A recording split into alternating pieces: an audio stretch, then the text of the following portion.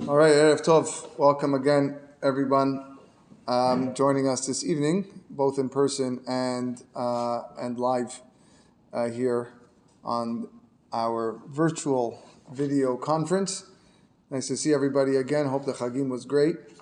Tonight, Shiur is sponsored by Mrs. Mila Nasinoma in memory of her mother, Chana Buhi Bat Don, and by the Kadosh/Azulai family in memory of my dear grandfather David ben Mordechai Zichrono Livracha Nafsham Tzura B'Tzura Hayim. The words we say tonight, Bileilu Nishmatam. Of course, special parashat Bereshit, first parasha of the year, of the new cycle. It's a very definitely one where the entire Torah is contained in the parasha. Chachamim tell us the entire parasha and the entire Torah is contained in the first word. In fact, it's the only Shabbat where we refer to the Shabbat as the name of the parasha. This week is Shabbat Bereshit. And we don't say next week is Shabbat Noach. We say next week is Shabbat Parashat Noach. It's Parashat Noach. But this week we call it Shabbat Bereshit. And some of our Chachamim want to explain the idea is that during the high holidays, we have thoughts of Teshuvah, obviously, and come closer to Hashem, and we've accepted upon ourselves some form of a New Year's resolution upon ourselves, good behavior, whatever it is, new mitzvot, and every person according to their own ability and their own level, and that's why it's called Shabbat Bereshit, as if to say a person is reminded that Masha Avar Avar. What passed is past. We're now in a new cycle. And from this moment, it's a new chapter. It's a Bereshit. It's in the beginning. And therefore, we have to encourage ourselves to be better.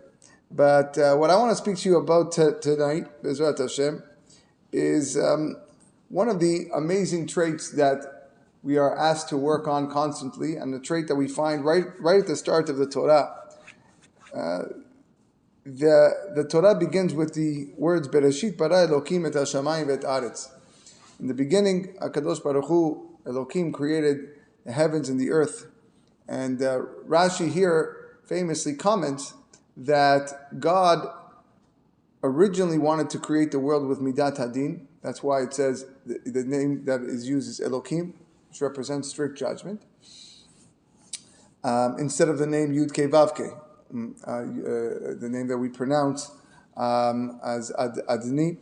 And the reason that he did not create the world with the name Yud Kei Vav Kei, says Rashi, is because he saw that the world cannot be sustained. And therefore, he united the attribute of mercy, the attribute of Rachamim, with the attribute of Din. And that's reflected later on in the second chapter of Sefer Bereshit, where it says, Beyom Asot Adonai Elokim Eretz V'Shamayim. On the day which God using Yud Kei Vav Kei and Elokim, the heaven and the earth, and there the name Yud Kei Vav Kei is mentioned first. So obviously the question that many people ask, including the Shlach Kadosh, is it even possible to imagine or suggest that HaKadosh Baruch Hu initially intended to create the world one way, with Din, and then when he foresaw that the world could not survive, then he prioritized that of Rachamim and combined it with the attribute of Din. HaKadosh Baruch Hu is the be-all, end-all. He knows everything. He knew from the outset that the world could not survive with Midat Hadin. And so therefore, that being the case, why did he initially consider the world being created or based on this attribute of Din if it wouldn't work? So I gave one answer in my last podcast episode. So for those that haven't listened to it yet, I gave it on the night of Hoshana Rabbah. It's up on the website. You can listen to it. It's one answer that I gave. But here's a new idea that offers a very practical solution to the question.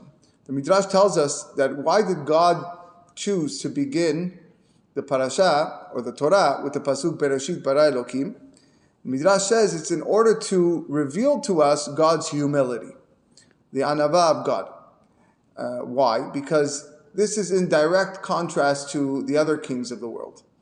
HaKadosh Baruch Hu, if he was to act like all the other kings, then they would usually put themselves first. their name first. But God did not begin the Torah with the name Elokim, which is Him, but rather not. He puts His name after, Bereshit bara Elokim. And this is based on the Midrash brought down Bereshit Rabbah in the name of Shimon ben Azai. Shimon ben Azai is expounding one of the Pesukim in Tehillim that says, Ve'anvatecha tarbeni. David HaMelech says to God, you have treated me with great humility. What does that mean? Basar v'adam maskir shemo ve'achar kach shevacho. An earthly king will always mention his name first and then the accomplishments that he's done. However, Aval HaKadosh Baruch Hu eno ken. God is not that way. First he tells you what his accomplishments were, and only then he's going to mention who he was. Bereshit bara, right? In the beginning he created, okay? And then he mentions Elokim. Ve'achar kach Elokim. So here we see a little bit of God's humility. So what is this midrash in the name of Ben Azai really coming to answer? So it's in essence, it's coming to address a question found in the Tanah de Be'eliyahu, which asks, why was the Torah start with the letter Bet and not Aleph? The Midrash in Tanah de Be'eliyahu writes, "Man nishtana Bet mikol kaf bet haotiyot." Why that letter? Why the letter Bet and not Aleph? Sheba bara HaKadosh Baruch Hu Olamo, shneimar Bereshit bara Elokim, v'alo en raui lomar ela Elokim bara Bereshit. It would make more sense. Elokim, God, bara Bereshit. In the beginning, He created the heaven and the earth. That would make more sense. Umat hamud lomar Bereshit bara Elokim. So therefore, comes Ben Azai and he answers that we want to demonstrate the attribute of humility of God. So therefore, first he mentions the creation, then he mentions His name, which is opposite of what a human king would do. So HaKadosh Baruch Hu began the Torah and created the universe with the letter Bet and not with the letter Aleph, to emphasize the importance of the attribute of Anava, of humility, which is the foundation of the entire Torah and of all creation. And in fact, according to the Zohar HaKadosh, the word Bereshit can be understood as Bet Reshit or Bait Reshit, which means that the letter Bet or the Bait, the home, is what is Reshit, what comes first. In essence, that the remez here, according to the Zohar, is that man first. One way that the Zohar continues to talk about is that man first has to build his home. The bait is the Reshit. The bait is first before he actually goes out to look for a wife. That's what the Zohar goes on to teach us. But not only that one's home, one's bait, it has to be of the attribute with the attribute of humility. A person's home should be consistent of that, which HaKadosh Baruch Hu Himself demonstrated, beginning the Torah with the letter Bet instead with the letter Aleph, because HaKadosh Baruch Hu will only dwell in a home that is founded with Anava, with humility. In fact, there's a beautiful remez I once read, a few times actually, concerning the tzarat, the nega tzarat that is found in a Jewish home. Of course, the skin disease, tzarat, is not just only on the skin, it can land on the clothing, and it can also land on the walls of the home.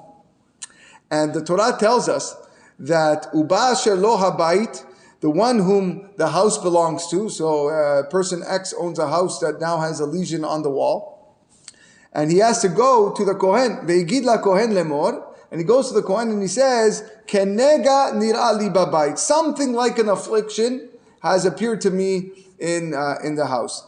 These afflictions, according to the Gemara Masechet Arachin, come as a result of arrogance. It comes as a regard of haughtiness. Also comes as a result of Lashon Hara. That's one of the main reasons for tzarat, especially the ones that appear on the skin. But the ones that come on the bayit, on the walls of the home, all come as a result of arrogance and haughtiness. So HaKadosh Baruch Hu began the Torah with the letter Bet, of the word Bereshit, to teach us the importance of humility. And for that reason, if a person fails to behave in a humble manner, then God will, God forbid, visit afflictions on his home. His bait, his bet, is now going to be stricken with affliction, warning him that you actually failed when it came to your letter bet, your humility. So therefore the pasuk says, Uba asher lo habayit, the one whom the house belongs to, he goes to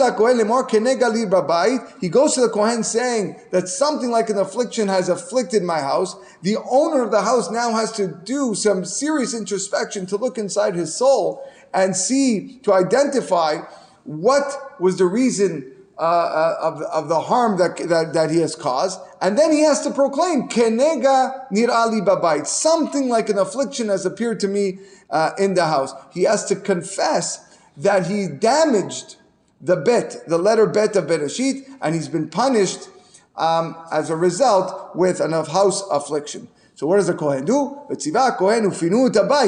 Kohen has to go in and clear the house before the Kohen comes to even look at the affliction, so that everything in the house should not be contaminated. Why? Again, he has to clear everything that caused this problem. All the arrogance, all the haughtiness, any type of ga'ava that was infiltrated in the home must be removed in order for this nega to be removed. How important is the quality of anava, humility to HaKadosh Baruch Hu? The Gemara Rosh Hashanah, when discussing the 10 pesukim that we read for Malchuyot on Musaf of Rosh Hashanah, the Gemara tells us, Hani asara Malchuyot keneged mi. Whom do these 10 pesukim of sovereignty, Malchuyot, correspond to? Rabbi Yochanan says, Keneged asara ma'amarot shebahen nivra ha'olam. It corresponds to the 10 utterances that God said to create the world. Vayomer Elokim yehi or. Vayomer Elokim, God said, there shall be light. God said this. There were 10 of them. But if you actually count how many times it says Vayomer Elokim, you're actually not going to count 10. You're going to count 9. It's only 9 times it says in the creation, Vayomer Elokim.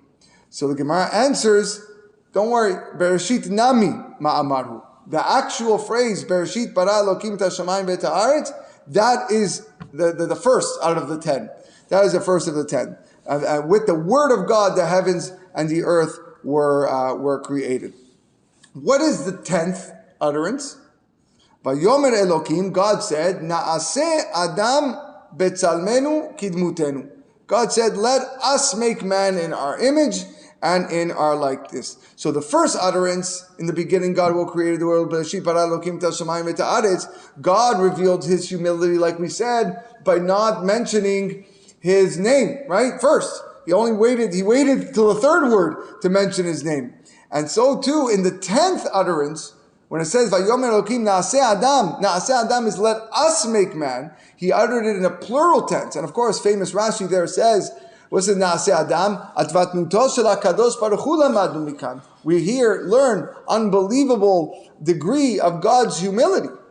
Why? Lefi sheha'adam hu bidmut ha'malachim veitkanu bo. Man was created in the image of the angels, and they would be envious of him. So what did God do? Lefichach nimlach bahen. He consulted with them. Na'aseh Adam, let us do it. Of course, later on the Torah says, Va'ivra Elokim et Adam. Only Hashem was the one who created man. So not for anybody to think that the angels were involved in the creation of man, but at least he consulted with them. And we're not, this is a different discussion as to what that consultation consisted of. But nevertheless, again, showing a level of humility. You should begin to appreciate the importance, the quality of anava in the eyes of HaKadosh Baruch Hu, so much so that it was emphasized in the first utterance and the last one, in which the world was created. One of the beautiful remazim that I said previously in one of my drashot, this whole idea can be learned from the pasuk in Tehillim, which we read on Hallel. One of the pasukim, we just spent 8 days reading Hallel. Even ma'asu habonim hayita lerosh pina. Me'et Adonai hayita zot hi niflat be'enenu. Which literally means the stone despised by the builders has become the cornerstone. This has emanated from Hashem. It is wondrous in our eyes. Now the word even, which means a stone, is an acronym for the first and the last utterance, although not in order. So bet is Bereshit. The bet in the word even is Bereshit. And the nun and the aleph is Na'aseh Adam. Let us make man. Those 3 letters correspond to the first and the last, in which HaKadosh Baruch Hu revealed his humility, and that represents the cornerstone of the creation. So what does it mean?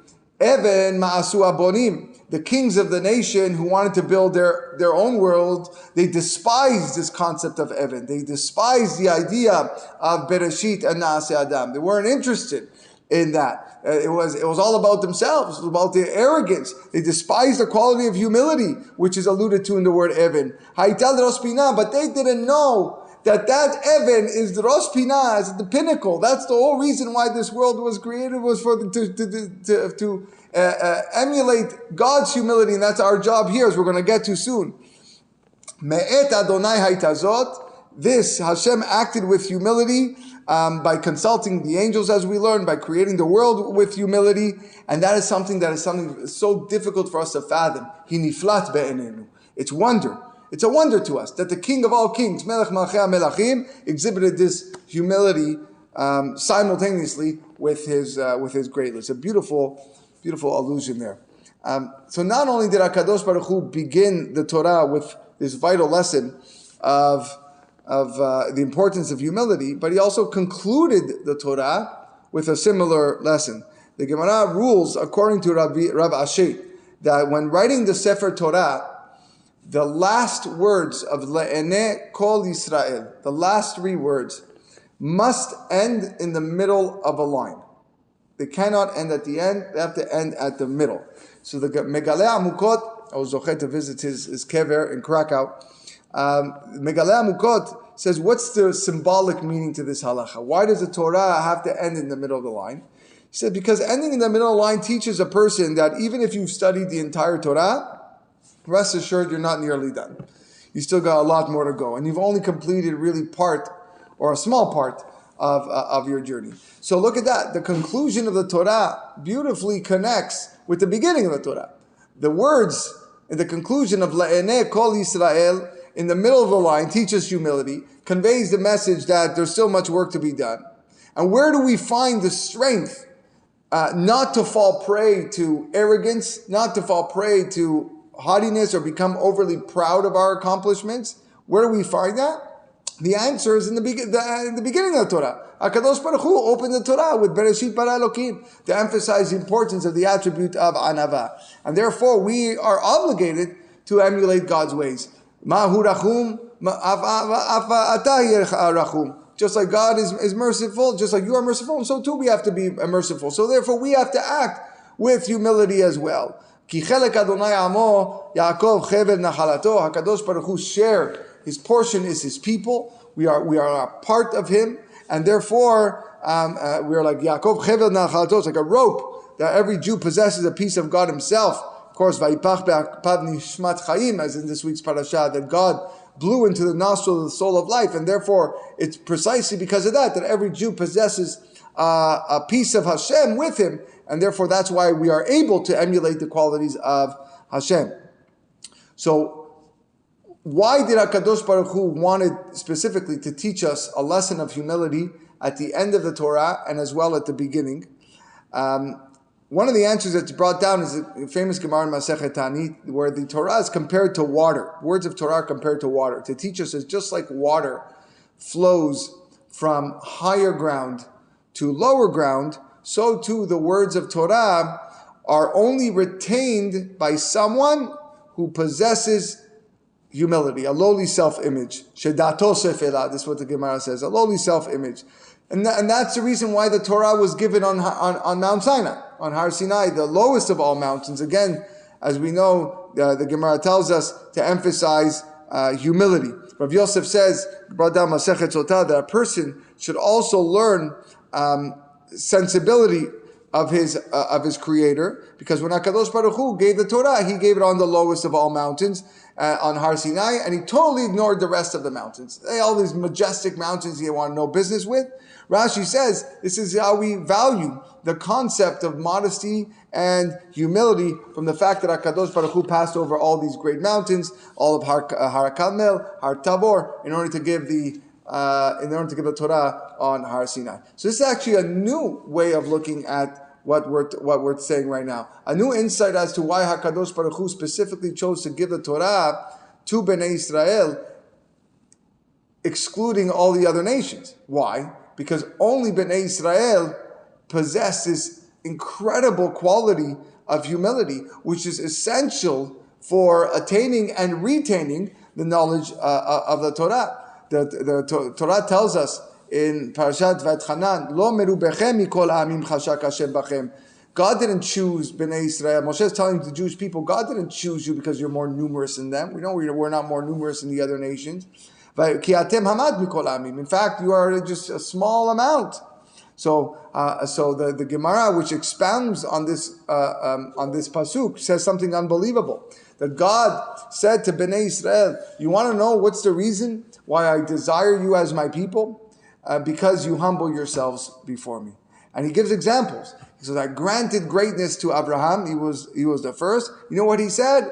I am earth and ashes. That was his response. I granted greatness to Moshe and Aharon, and they said, Nachnu ma. What are we? We are nobody. It's Moshe and Aaron. I granted greatness to David HaMelech, and he says, Ani tolat velo ish. I'm a worm, I'm not a man. But with respect to the enemies, to the idolaters, the Gemara tells us that God gave power to Nimrod, and Nimrod says, come, let's just build a city and go and fight. I got greatness to Paro, Melech Misraim, and Paro says, Mi Hashem, who is God? Who is this God that you're referring to? I granted greatness to Sancherib, and Sancherib also say, which among the gods are you referring to? I granted greatness to Nebuchadnezzar. Nebuchadnezzar says, I will ascend over the top of the clouds and go fight God.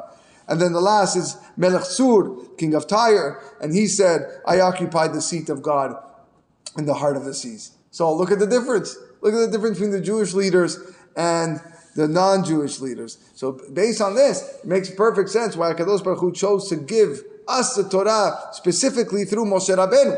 V'aish Moshe anav meod mikol ha'adam asher al penei adama. Moshe was exceedingly humble, more than any other person on the face of the earth. The attribute of humility is the foundation of the entire Torah. HaKadosh Baruch Hu chose Bnei Israel from all other nations due to their enormous humility. And therefore, similarly, God gave us the Torah through Moshe Rabbeinu on Har Sinai to emphasize that humility and modesty are the basis of our religion. Not only is humility the foundation of our Torah, but arrogance would actually would become the instigator, the mother of all sin, because the opposite of humility. The Gemara Masechet Sotah says that the Shekhinah only rests on someone who is modest and has humble, as we know, because the Shekhinah rested on Har Sinai, which was the most humble of all mountains. And what about those people who are haughty? What about those people who live a life of arrogance and pride? The Gemara tells us, Kol adam sheyesh bo gasut haruach, any person that has a level of haughtiness in spirit, God says, Amar HaKadosh Baruch Hu, En ani vehu yecholin ladud ba'olam. Me and him, we can't be in the same world together. We can't. It's impossible. But why does that matter? Why do I care if God and him can't be in the same world together? Let the guy be. He's a sinner like all the other sinners. He's like another sinner. So why does God have to dafka say, he and I cannot be in the same world together? So, Yitzro shel Adam, the inclination of man, mitkaber alav bekol yom vakesh hamito. We have an evil inclination. We have a Yetzirah that is ready to overtake us and destroy us every single day. And the Gemara tells us, Ve'idmale HaKadosh Baruch Hu ozro en yacholo. If God didn't help us, we'd be finished. We wouldn't last one day. We don't even stand a chance. That's how powerful Yetzirah is. But God gives us the ability to fight it and conquer it. So we see that it is not humanly possible without God's assistance to defeat the Yetzirah. But the arrogant person, the haughty person, with whom HaKadosh Baruch Hu refuses to dwell. God says, I'm not dwelling with the guy. Right? I'm only going to be, my Shekhinah is only going to come with the modest people, with the humble people. Therefore, this person lacks the divine assistance that is necessary to overcome and withstand the Yetzirah. And that's why he's susceptible to all transgressions. And that's why Kol Adam sheyesh bo gasut haruach, any person who possesses haughtiness, then kilu oved avodat kochavim. It's like he worships idols because God's not with him. So he doesn't even care. God is not even there to protect him, to assist him. This idea is brought down in Rabbeinu Yonah Sharei Teshuvah, and he says Beautiful, a very powerful statement. Hatam milevad ki haga'ava goremet chatai. Not only does arrogance actually cause someone to sin, hamida atzma chatat. He says the actual trait is a sin. It's a big chidush. And he brings a pasuk to avat Hashem kol gevalev. So every haughty heart is an abomination to Hakadosh Baruch Hu. Hashem finds this person to be an abomination to him because he wants nothing to do with him, and because he's so arrogant, he thinks he thinks everything revolves around him, and he's so proud for the wrong reasons that it leads to his demise. And this is why Hakadosh Baruch Hu emphasized his great love for the attribute of anava immediately with the giving of the Torah, by giving the Torah through Moshe Rabbeinu, the humblest of all men, on Har Sinai, the lowest of the mountains. He was conveying the message that without the attribute of anava, receiving the Torah would serve no purpose. There's no purpose of getting the Torah. Without HaKadosh Baruch Hu's aid, then that assistance of resting his Shekhinah on a person who's humble, one's incapable of observing even the most minor mitzvah, because you have the Yetzirah right next to you, pounding you over the head over and over again, and you need God's assistance. Tremendous, if you just think about it, right? Okay, I shake a lulav. How difficult is it for me to shake a lulav? I grab a lulav, I grab a nitrog, and I start shaking the lulav. There you go, I did the mitzvah. No, if God wasn't there helping you, you wouldn't shake the lulav. You'd start coming with 1,000 reasons why this is stupidity, right? You'd probably throw it in the garbage. Use it to make a tea or something like that, or toss your salad. That's what the Yetzirah would be doing. But no, God's there helping us, and therefore we're able to perform the mitzvot. And this is maybe also why HaKadosh Baruch Hu chose to begin the Torah with Bereshit bara Elokim, a lesson in humility, conclude the Torah with La'eneh Kol Israel, another lesson in humility, seeing that the Torah was founded on the notion of humility, and it's compared to water, which also seeks the lowest place to rest. Therefore, the Torah begins and ends with humility. It starts at the top and also flows its way to the bottom to provide us with the necessary tool to be able to retain the wisdom of the Torah. And maybe now we can have a better understanding of why HaKadosh Baruch Hu chose to exhibit this humility by beginning the Torah with the word Bereshit rather than the name Elokim. Rashi says, Bereshit, Bishvil HaTorah shenikret Reshit Darko. Bereshit is Bishvil Reshit, for the purpose of the first, which is the Torah, which is Reshit Darko, the first of all ways. Ubishvil Israel, and it's for the Jewish people, shenikret Reshit Tevuato. So it's Rashi is actually admitting that Bereshit bara Elokim is linguistically incorrect. It's not the proper way to word a sentence, to formulate a sentence.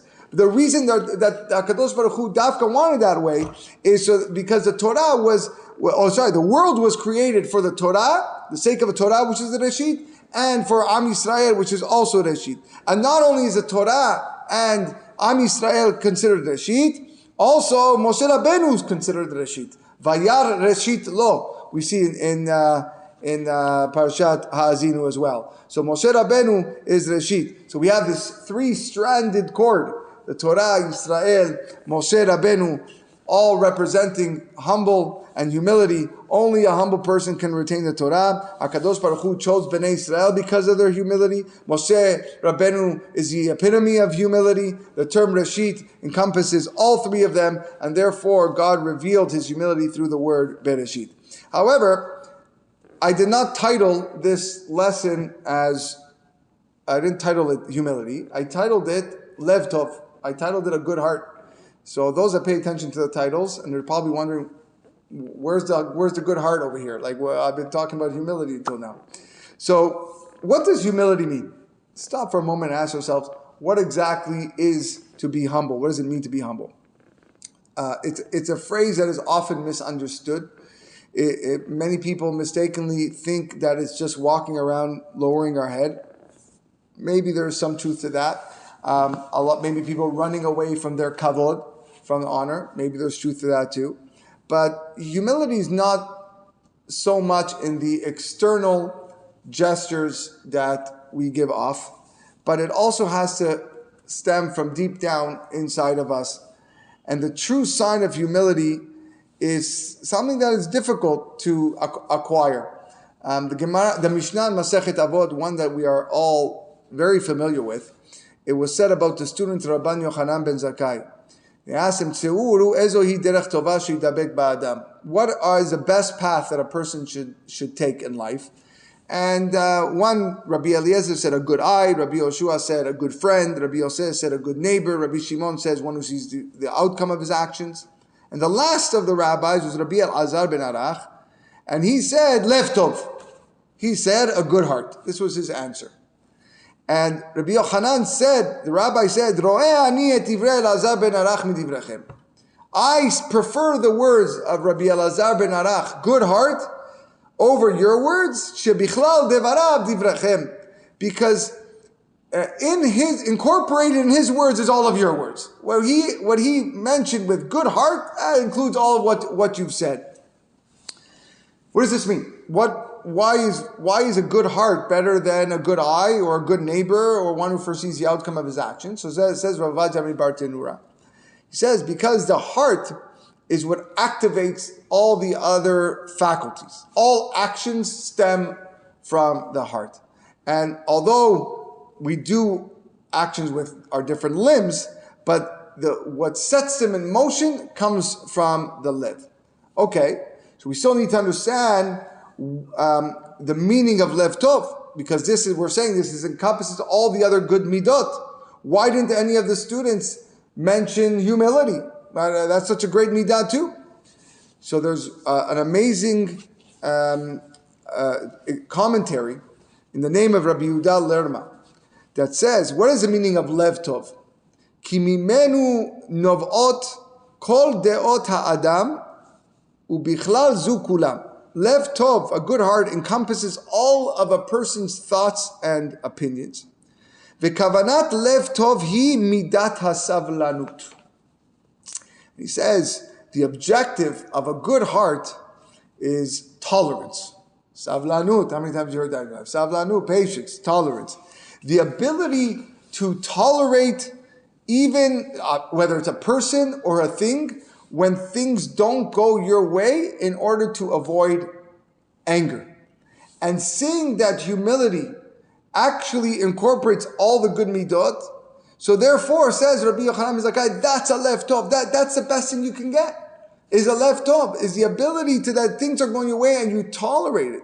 The quality of Lev Tov is very much synonymous with the quality of humility, because that which encompasses all the great the midot, and that's why Rabbi Elazar ben Arach says Lev Tov is the way to shidabek ba'adam, that a person should cling to. That's going to be the determining factor to see whether this person is truly humble or he's not truly humble. If he's a master of tolerance, if he's a person that avoids anger, then you know that this person is a humble individual. However, if he's strict, if he's intolerant, and if you don't show him proper respect, he gets angry and he gets enraged, then it's a sign that he is far, far from anava. And even this man can lower his head all day long, right, and walk and shy away from kavod, but depending on his reaction to see if he can tolerate certain things that don't go his way, that will tell you if he's a true humble person. Just because he puts his head down, that's just maybe superficial displays that are unrelated to true humility. It says the Bnei Saschar on the word Lev Tov. Unbelievable. Very famous perush of him. At the beginning of the Torah, there are 32 words that precede the first time the word Tov is mentioned. Lev, of course, is numerical value 32. So you count 32 words, and you get to the word Tov. Bereshit bara Elokim et hashamayim v'et ha'aretz. We'll read it all. V'hayet Tov v'ho v'chosha al pnei tehom v'ruach Elokim menacheved al pnei hamayim v'yomer Elokim yehi or v'yehi Elohim et ha'or ki Tov. So there you go, 32 words, and then you get to the good heart. So the quality of Lev Tov, like we said, synonymous with that of humility. So it makes sense why HaKadosh Baruch Hu would allude to this attribute of Lev Tov right at the beginning of Sefer Bereshit, the beginning of the Torah, because God himself chose to open with the letter Bet, with Bereshit, instead of with the letter Aleph, to allude to his humility. Continuing along this idea, let us go back to the question that Rashi asked, that we started with the shiur with. Rashi asked, the reason why HaKadosh Baruch Hu created the world with Elokim, he originally intended to create it with Midat Adin, with strict judgment, but he saw it wouldn't work, so therefore he incorporated Midat Rachamim. He gave priority to Midat Rachamim. So now, we've just said that Lev Tov, a good heart, is defined as being tolerant and avoiding anger, which means that a person must be able to forego his kavod. That's what it is. Being tolerant, being ma'avir amidotav. What does the Gemara say about ma'avir amidotav? Amar Rava, kol ha'ma'avir al midotav, ma'avir no'a kol pesha'av. Anybody who forgoes, who relinquishes his rights, he lets things pass, the Beit Din Shel Mala relinquishes his sins for him. And the Gemara brings Pesukim to prove it. And Rashi says on this, an unreal statement. Look what he says. Ha'ma'avir amidotav, she'eno medakdek limdod midalam tzarim oto. He's not meticulous, he doesn't exact measure of retribution for people that cause him harm. Umaniach midotav ve'olech lo, and he just lets it go. Ma'avir no akol pesha'av, en midat hadin medakdeket acharehem. At the same time, his transgressions are overlooked, and midat hadin does not exact punishment over him. Ela menachatan ve'olechet. Just like he let things go, midat hadin says he lets him go too. So it turns out that a sign of humility, which we said, again, hand in hand with Lev Tov, which incorporates all the good midot, is one's ability to forgo retribution to a person who has done wrong to him, or like Rashi says, he does not calculate the exact measure of retribution of the people that did bad to him. There's once a story of Rabbi Yochanan Eibshitz, Zecher Zechutei Hagen Aleinu. He says he once heard a member of his congregation crying out to HaKadosh Baruch Hu, pouring out his heart in prayer on Yom Kippur. Afar ani bechayai kal vachomer b'mitati. He says, I am dust in my life, all the more so in my death. One of the most famous lines in the Amidah of Yom Kippur. Right after that Amidah, he goes to the Parnas, he goes to the Gabbai, and he starts leveling him with insults and how upset he is. And I didn't get this aliyah, or whatever reason, you didn't give me this to sing. And all this, screaming at the guy, right? Because you didn't give me the proper kavod. She couldn't believe it. So the Rav Eibshitz went up to him and goes, I don't understand. I just saw you. You're crying with tears. Afar ani bechayai kal vachor b'mitati. I am dust in my life, all the more so in my death. Such intensity. You just go to the Gabbai and you're screaming about your own honor and your own kavod. So the man said, Rabbi, when it comes to God, yeah, I'm dust when I'm alive, for sure. But when it comes to another person, the Gabbai, he's like me. I'm not willing to forego my kavod. And that was his response. Sad, right? It's sad. It's not a person who's ma'avir amidotav. In fact, one of the commentators say on the pasuk, which we quoted before, ve'aish Moshe anav meod mikol adam, that this man Moshe was exceedingly humble, more than any person on earth. It teaches us that not to think that Moshe Rabbeinu was only humble when it came to God. But no, Moshe Rabbeinu was the humblest of all men, even with everybody else. Even with the Parnas, even with the Gabbai. He let things go. It wasn't only when he was talking with God, he was humble. Oh my gosh, I don't deserve all this. No, even when he dealt with the people, the leader of all leaders, he was humble in his dealings with each and every human being. So we've attempted to gain a little bit better of an understanding of the ways of HaKadosh Baruch Hu. Initially, he wanted to create the world with Midat Hadin, but he saw that the world couldn't survive with Midat Hadin. So therefore, he gave precedence to Midat Rachamim, the Midah of mercy, and joining Midat Hadin. What does this teach me? Unbelievable. This act actually shows us that God, Kiviyachol, so to speak, did not stand on his own kavod with Midat Hadin. God is showing us humility by foregoing the Midat Hadin. This is what he originally intended. If God was going to stand his ground and no one would blame him for it, God would say, this is what I decided, too bad for you. This is the way it's going to work. You punch your friend, you're going to break your arm every single time. That's the way it's going to be. Right? You say Lashon Hara, you can't talk. This is the way it's going to be. But no, God actually was ma'avir on his own midot for the sake of the world to survive. He gave preference to midat rachamim so that the world could survive. So it teaches that the world can only survive as well if man, just like again, we have to emulate God, if man is willing to yield and not stand on his own kavod. A person who does not stand on his own kavod and learns from the ways of HaKadosh Baruch Hu, midah keneged midah, God also doesn't hold him to the standards of midat adin. Midat adin turns a blind eye and says, okay, you know what, you gave up, you didn't care about your kavod, I'm not going to care so much of the sins, I'm not going to exact punishment, I'm not going to exact revenge, I'm going to let it go. But if a person refuses to forgo his kavod, and sticks to his honor, and he acts haughty, and he acts arrogant, and he hasn't learned from the ways of HaKadosh Baruch Hu, then midah keneged midah. It's only fitting that God is not going to yield his kavod for him. And he's going to persist to deal with this individual in such a way with midat adin, because that was his plan at the original creation. That's the way he wanted to do it in the first place.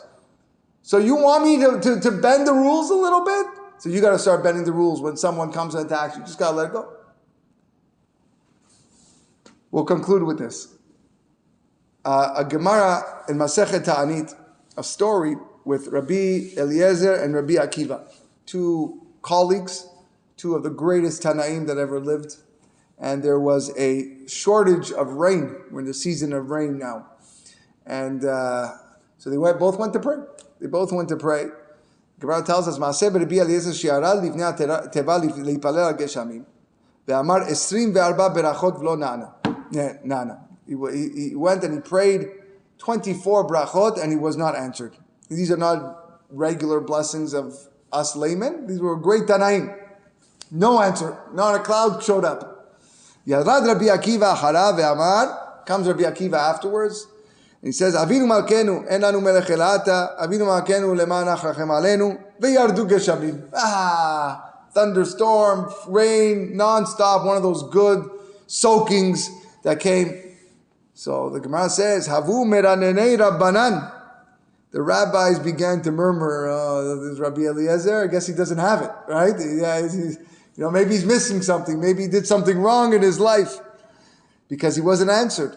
Yatzta bat kol ve'amra. A heavenly voice came out and says, Lo mipeneh shezeh gadol mizeh. Don't think that Rabbi Akiva was answered because he's greater than Rabbi Eliezer. Ela shezeh ma'avir al midotav ve'zeh eno ma'avir al midotav. But rather Rabbi Akiva, one of the students of Hillel, was able to forego. When people did things wrong, he was ma'avir al midotav. He was a more forgiving person. Rabbi Eliezer was less of a forgiving person. In other words, Rabbi Akiva's tefillah was answered because he didn't stand on his own kavod. He was more yielding and more forgiving in his dealings with other. In fact, the Gemara in Masechet Sukkah, we just learned Daf Yomi not long ago. Lama nimshelat tfilatan shel tzadikim ka'eter. Why is the tefillah of the righteous like compared to a pitchfork? And Vayetar Yitzchak, the term used for tefillah when Yitzchak prayed is the word Vayetar. Ma atar zeh me'apech et hatevuah begorem mimakom lemakom. Just like a pitchfork is able to turn over and toss the grain from one place to another, so too af tefilatan shel tzadikim me'apech et dato shel HaKadosh Baruch Hu. So too the tefillot of the righteous are able to flip the attributes of God from midat achzariut to midat rachamanu, to an attribute of anger, from an attribute of anger to an attribute of mercy. So what is the whole purpose of tefillah? Again, switching this midah of God from midat adin to rachamim. Therefore, when a person, the tefillah of a person, his own personal tefillah, but not of any person, a person who does whatever he could to forego his own kavod, who's ma'avir midotav, who demonstrates that he learned from God the attribute of humility that stems from this opening pasuk, Bereshit bara Elokim, causes HaKadosh Baruch Hu to transform midat adin into midat rachamim, midah keneged midah. But a person who refuses to let things go causes HaKadosh Baruch Hu also to act accordingly, and he does not abdicate his midat hadin as well. And this person's tefillah is incapable of accomplishing this transformation of Midat HaRachamim into Midat HaRachamim. So as we begin a new cycle of the Torah starting this Shabbat, it's a valuable lesson that we must learn from the thoughts and the acts of HaKadosh Baruch Hu himself at the time of creation. We have to embrace the attribute of humility, which is of course synonymous hand in hand with that of a good heart, the ability to be tolerable and tolerant of things that may go against us or people that may cause us some discomfort or some harm. It's best to let things go. Look at HaKadosh Baruch Hu created the world that way. Say, okay, I'm not going to stick with my guns. I'm not going to stick with my kavod. I'm going to create the world with midat rachamim, with an attribute of mercy too. And that's what we have to work so hard to subdue. The yetzer hara, the evil inclination of arrogance, and avoid seeking revenge, and not stand on our own pride and our own honor. And by doing so, we'll fulfill the statement of Rava, Kol ma'avir midotah ma'avir kol pesha'a. By forgiving others, by letting things pass, our transgressions will also be forgiven. And HaKadosh Baruch Hu will accept all our tefillot, just like He accepted Rabbi Akiva's. And that rain brought tremendous bracha and blessing, not only to the land of Israel, but to all Klal Yisrael, and we'll be zochet to that as well. Wishing everybody a wonderful night. Good night.